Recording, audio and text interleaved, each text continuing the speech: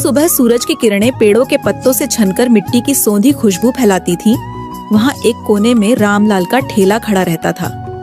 ये ठेला केवल गोलगप्पों की दुकान नहीं था, बल्कि गांव वालों के लिए खुशियों का अड्डा था। रामलाल एक साधारण व्यक्ति था, जिसकी मेहनत और ईमानदारी ही उसकी सबसे बड़ी पूंजी थी। वह हर सुबह अपनी पत्नी के साथ उठकर गोलगप्पे बनाने की तैयारी करता।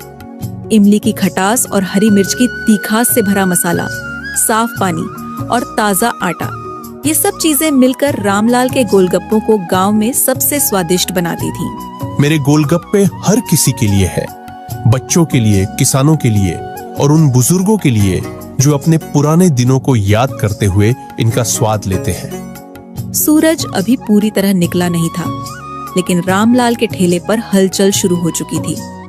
जैसे जैसे समय बीतता, ठेले पर भीड़ लगने लगती। रामलाल गोलगप्पे बनाने के लिए पानी में मसाले मिला रहा है। पास ही उसकी पत्नी उसे सामग्री पकड़ाकर मदद कर रही है। जल्दी करो रामलाल, बच्चे अभी आ जाएंगे, उनका इंतजार करना तो मुश्किल हो जाता है। हाँ, कर रहा हूँ, तू चिंता मत कर, आज सबको खुश कर दूंगा। कुछ ही देर में बच्चों का एक समूह दौड़ता हुआ ठेले के पास आता है। काका, जल्दी से हमें मसालेदार गोलगप्पे दो। पहले बताओ कितने तीखे चाहिए? तुम्हारे लिए खास मसाला तैयार किया है। इतने तीखे कि मुंह में आग लग जाए। तो तुम्हारे लिए तीखा और थोड़ा मीठा, और तुम्हारे लिए बेटा? मुझे मीठा पसंद है काका। आप जानते हो, मेरी माँ कहती है कि ज्यादा तीखा मत खाना। काका, आपके गोलगप्पों का कोई मुकाबला नहीं।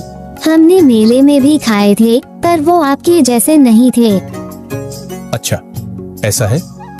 अब जल्दी खाओ और घर जाकर माँ को बताना कि मैंने तुम्हें सबसे अच्छे गोलगप्पे खिलाए।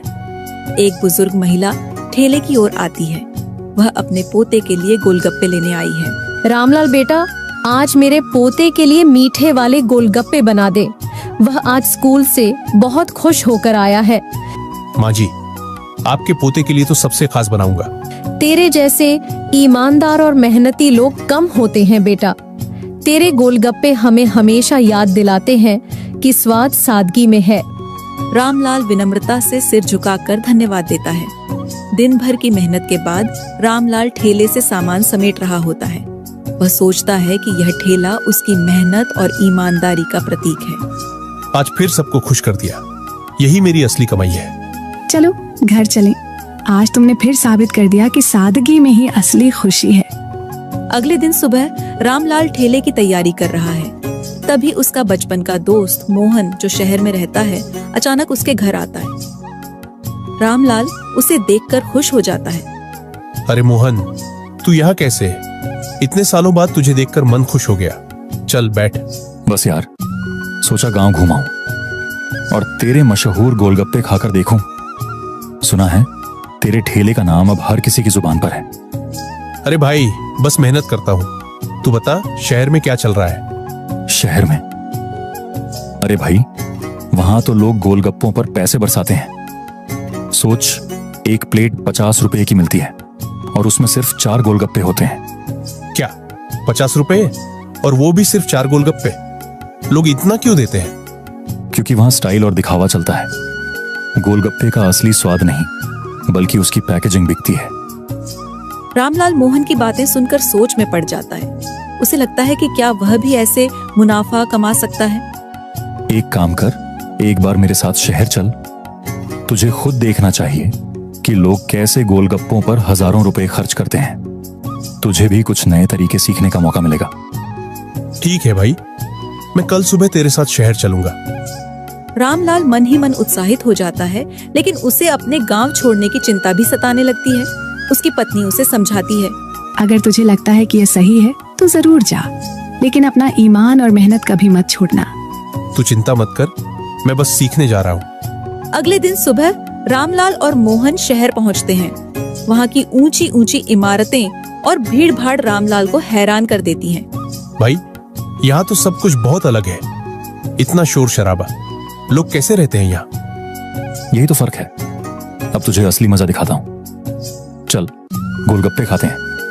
भाई, ये क्या है? गोलगप्पे का ठेला या कोई होटल? यही तो बात है, यहाँ स्टाइल बिकता है।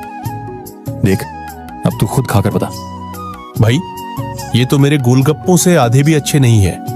और ये 50 रुपए में 4, गांव में तो मैं 5 रुपए में 6 देता हूँ।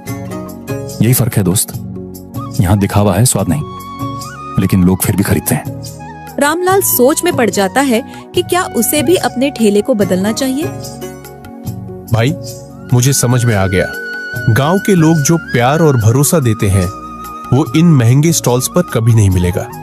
लेकिन अगर मैं अपने गोलगप्पों की कीमत बढ़ा दूं और थोड़ा स्टाइल जोड़ दूं तो मैं भी मुनाफा कमा सकता हूं। बिल्कुल, यही तो मैं तुझे समझाना चाह रहा था। लेकिन ध्यान रखना, गांव के लोगों का भरोसा मत तोड़ना। भाई, तूने मेरी आंखें खोल दी। मैं अपने ठेले को नया रूप दूंगा। बस इतना ध्यान रखना कि तू अपने असली स्वाद और ईमानदारी को मत खो देना। होगा भाई, मैं ऐसा कुछ नहीं करूंगा।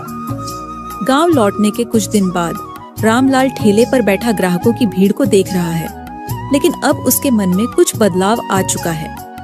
मोहन की बातों और शहर के अनुभव ने उसके लालच को जन्म दे दिया है। वह सोचता है कि वह भी अपने गोलगप्पों की कीमत बढ़ाकर ज्यादा कमा सकता है। अगर शहर में लोग 50 रुपए में 4 गोलगप्पे खा सकते हैं तो मैं भी अपनी कीमत बढ़ा सकता हूँ। लोग मेरे स्वाद के दीवाने हैं, वे ज्यादा पैसे देने से मना नहीं करेंगे। रामलाल, ध्यान रखना, गांव के लोग तुझे प्यार करते हैं, लेकिन अगर तू ज्यादा लालच करेगा तो सब दूर हो जाएंगे। तू चिंता मत कर, मैं बस थोड़ी कीमत बढ़ा रहा हूँ, सब समझेंगे। अगले दिन से वह गोलगप्पों की कीमत 5 रुपए से बढ़ाकर 10 रुपए कर देता है। काका, आज 10 रुपये क्यों? पहले तो 5 रुपये में मिलते थे। बेटा, सामान महंगा हो गया है, मुझे भी अपने परिवार का ख्याल रखना है।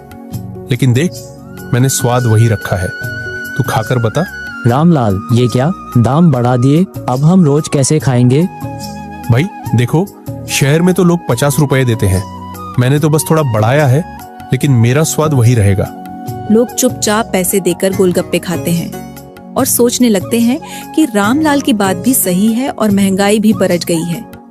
कुछ महीनों बाद रामलाल की कमाई बढ़ने लगती है, उसे ज्यादा मुनाफा होता है, लेकिन वह और ज्यादा पैसे कमाने के लिए नई तरकीबें सोचता है। वह सामग्री की गुणवत्ता में कटौती शुरू कर देता है। मसालों में मिलावट, पानी में साफ सफाई की कमी, ये सब उसके गोलगप्पों के स्वाद को प्रभावित करने लगते हैं। रामलाल, ये तू क्या कर रहा है? लोग तुझ पर भरोसा करते हैं, ये ठीक नहीं है। अरे सब चलता है, लोग खाने आएंगे ही, उन्हें क्या पता चलेगा। लेकिन धीरे धीरे गांव वालों को गोलगप्पों के स्वाद में बदलाव का एहसास होने लगता है। एक दिन ठेले पर कुछ पुराने ग्राहक आते हैं और शिकायत करते हैं। रामलाल, ये क्या हो रहा है? पहले जैसे स्वाद नहीं रहा, पानी भी गंदा लगता है। भाई, अगर पसंद नहीं है तो मत खाओ, मुझे और भी ग्राहक मिल जाएंगे। ग्राहकों के चेहरे पर निराशा झलकती है, वे ठेले से चले जाते हैं। रामलाल की पत्नी यह देखकर चिंतित हो जाती है। कुछ ही हफ्तों में रामलाल के ठेले पर भीड़ कम होने लगती है। लोग उसकी गुणवत्ता और लालच की बातें करने लगते हैं। रामलाल की कमाई भी कम होने लगती है। एक दिन गांव के बुजुर्ग और कुछ अन्य लोग उसके ठेले पर इकट्ठा होते हैं। रामलाल, तुझे याद है जब तूने यह ठेला शुरू किया था? लोग तेरे स्वाद और ईमानदारी के लिए आते थे, अब तूने सब खत्म कर दिया। हम तुझसे प्यार करते थे, लेकिन तूने हमारे भरोसे का गलत फायदा उठाया। अब ये ठेला गांव में नहीं चलेगा। गांव वाले उसे चेतावनी देते हैं कि अगर वह अपनी हरकतें नहीं बदलेगा तो वह गांव से बाहर कर दिया जाएगा। रामलाल को अपनी गलती का एहसास होता है। वह अपने ठेले की सफाई करता है, गुणवत्ता को सुधारता है और फिर से अपने गोलगप्पों की पुरानी कीमत 5 रुपये कर देता है।